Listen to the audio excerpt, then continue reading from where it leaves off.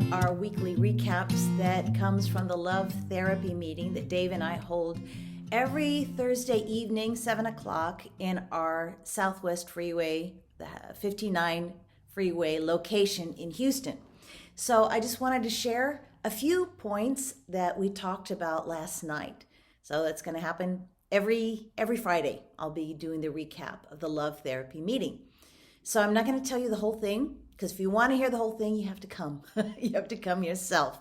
Or you can watch uploaded episodes that are on the ULFN app.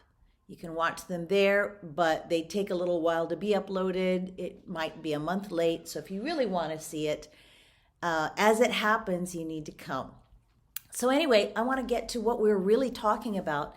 We're beginning off this year with this new project, this challenge for you, and it is called My Extreme Overhaul. Extreme Overhaul, that's a TV show you're probably familiar with. We all need an overhaul from time to time. And especially if your love life, your family life, the way that you relate, not just to your spouse and to romantic partners, but to your family, to your kids, to people around you. So this love therapy course, just to kind of take a little detour here, isn't only about love life situations. This bleeds out into every aspect of your life. It's interpersonal relationships that we're talking about. When you're healthy in your relationship with God, when you're healthy in the way you treat others, you can have a very healthy, happy marriage and love life. So maybe some of you who are single and you've never found real success in finding someone that you can be happy with, who is happy with you. This is where it all begins, in the way that you interact with others, the way you treat others, the way you see others.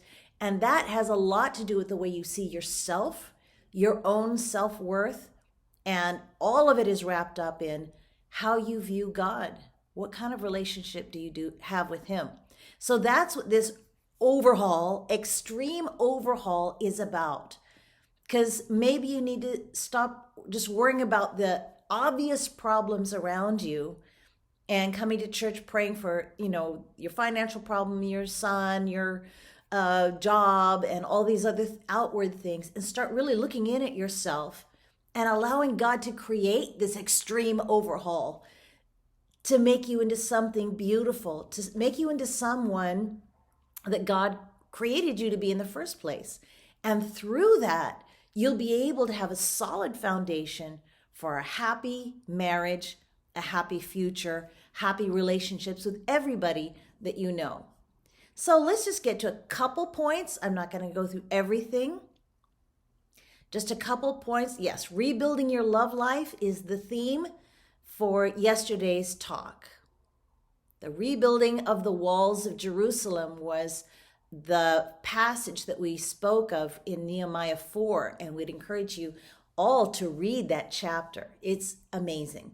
And it goes over how the people of God had sinned, they'd rebelled against Him, they'd fallen into idolatry, immoral behavior.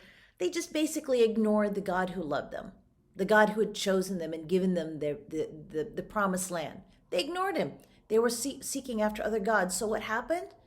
God allowed their enemies to destroy Israel. They destroyed the temple. They tore down the walls of Jerusalem, took the people captive as slaves, hauled them off to Babylon. And it was 70 years of torment because of their own fault, because they refused to follow God. And they went through 70 years of exile, of being slaves, of being humiliated. But finally, they turned back to God. They humbled themselves. They repented. They cried out to Him. And as prophesied, God brought them back.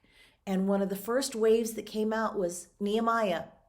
And he was tasked with rebuilding the walls of Jerusalem. And the first people get there and they just see the devastation of the city they loved, the devastation of the temple, just rubble, ruins, burnt stones. Everything was horrible. It didn't have to happen, but because of their own rebellious ways, it had happened. So now's the time to rebuild, and God is promising, I'm with you. I'm giving you this command. I'm giving you this mission. Rebuild. and I will help you. But they had enemies. They had enemies that were ridiculing them and laughing at them. And one was named Sanballat, and he was telling them, this is ridiculous. What a joke. You think you're going to rebuild these city walls? You think you're going to rebuild Jerusalem? You think you're going to have the glory of the old days when King David was king over you? What a joke. And they were ridiculing them, and not only that, physically attacking them. The people of God, to rebuild Jerusalem, meant that they had to have a trowel in one hand, laying, stone upon mortar, rebuilding on one hand, tools in one hand, and a sword in the other. Building and fighting. And I think many of you can relate to that right now in your life. You're trying to build something in God, build your faith, yet the devil is attacking. And he's attacking just through your own thoughts. He might be attacking through other people. He might be attacking through the circumstances of your family, of your home life, of your memories of the past, of the mistakes you made. This is the Sanballat of your life that you need to stand against and be determined. I am going to rebuild.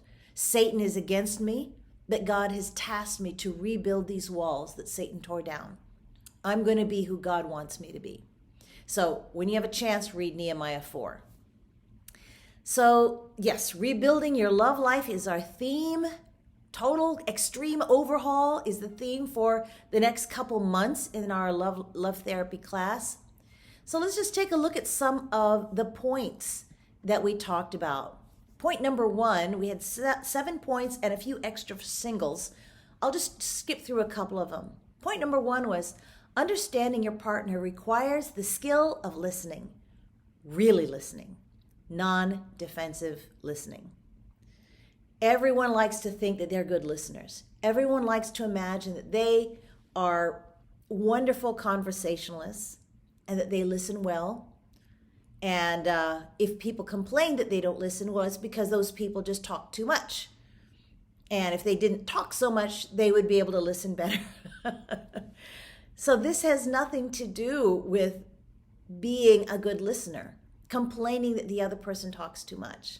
Being a good listener, if you have chosen to love this person, you've chosen this person to be the one in your life, you have to develop the skill to listen to what they have to say. Because you may be thinking, this is too much information, I'm tired, this is boring, I don't want to hear this anymore. In among it, you're going to find out truths and treasures about this person that you need to know. And why do they repeat themselves? You need to ask that question. Is it because they've felt for so many years that no one listens to them? They feel that they're unheard, so they have this compulsion to repeat and repeat and repeat? That should be a good sign for you to say, God, what do I do? How can I help this person I love? How can I calm their fears? How can I calm them down so they can finally realize that I do listen, I do care about them. They don't have to repeat themselves.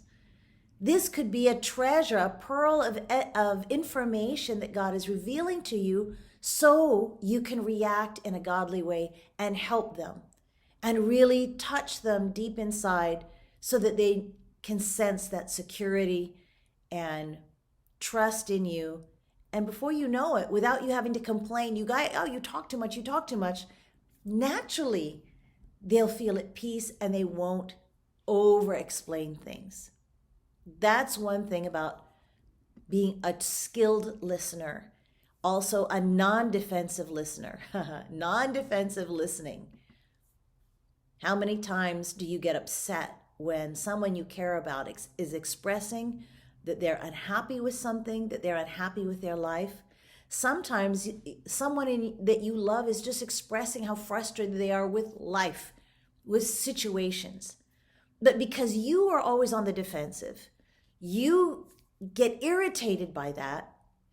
You interpret that as that they're attacking you. They're not attacking you. They're just sharing. They're just trying to express their frustration. But when you're defensive, you shut them down, you get angry with them. And what does that do? It continues that cycle of that person feeling unloved, unlistened to, uncared for. They're insecure, you're insecure, you get nowhere. You end up just butting heads. When one of you starts to be defensive, you can start seeing some changes. Of course, we spoke much more about that. That's just a little snippet of what we were talking about. Okay, what's another one? Here's number 4. Conflict can inadvertently create connection and closeness, like oysters. What do oysters have to do with conflict? Well, of course, we love to have a totally conflict-free marriage, totally conflict-free relationships with our kids and everybody we love. But that's impossible. We're human beings. But even in the midst of conflict, if you treat it in a godly way, if you treat it spiritually, you can learn new things about your spouse. Like what we were just talking about. That conflict can finally help you to humble yourself, help them maybe to humble themselves, hopefully, help you to learn something new from each other that you didn't realize. And if you treat it without pride, you get rid of your pride and your ego, and you decide, I want to learn from this conflict. God, what are you trying to teach me? What happens to an oyster when it grows a pearl? Well, it begins with an irritation. A little piece of sand gets in there and it irritates and bothers that oyster so much that it secretes something that, this element that coats that little tiny piece of sand. It coats it, it smooths off those rough, jagged edges and continues to coat it until it grows into this beautiful, priceless gem. That's what happens when we respond to conflict in a godly way, rather than allowing it to tear us apart. When we're godly, when we're humble, we end up with this pearl, a pearl that blesses us, that is a treasure to our lives. Many times, Dave and I were sharing about how through conflicts that we've had in the past, when we had to humble ourselves and go to God and pray and seek Him and seek how to resolve it His way, we learned so much about ourselves and each other. And those pearls still bless us until today. All right, what's another point we can talk about here? Number 7, a partner's complaint reflects a need that he or she has. So try to understand it. If they're complaining, maybe it hurts your ego, maybe it wounds your pride, maybe it irritates you.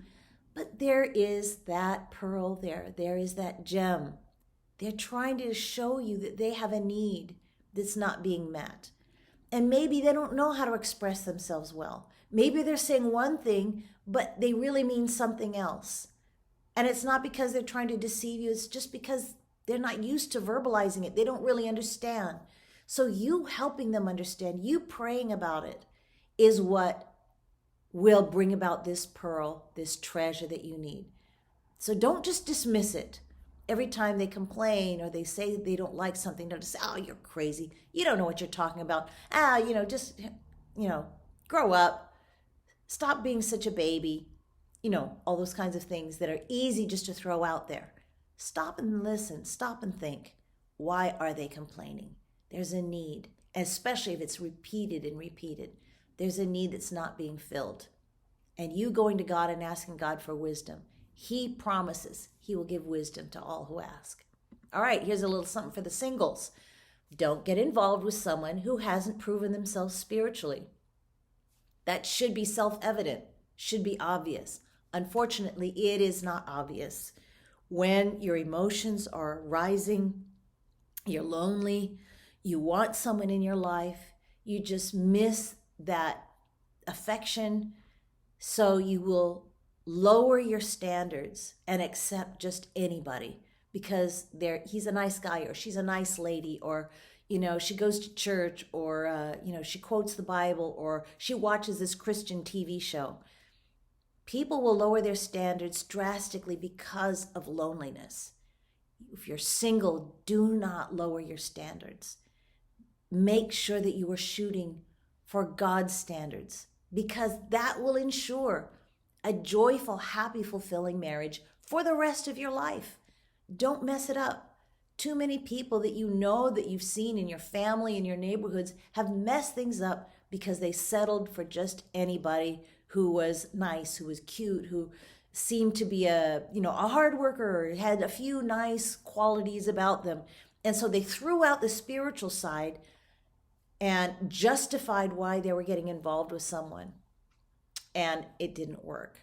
They threw themselves at someone, they got themselves too heavily involved, they end up pregnant, they end up way too far into a committed relationship without marriage.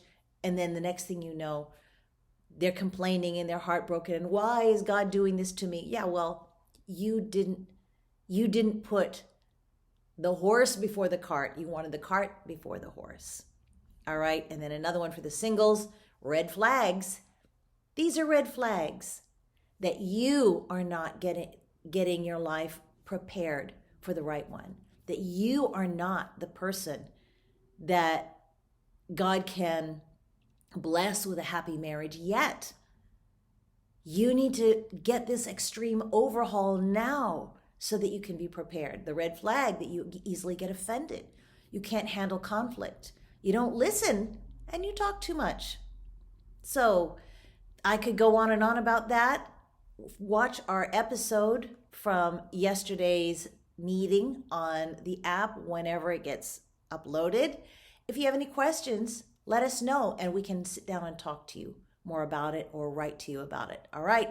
So that's our recap for today for the love therapy. Hope you liked it. God bless. Bye-bye.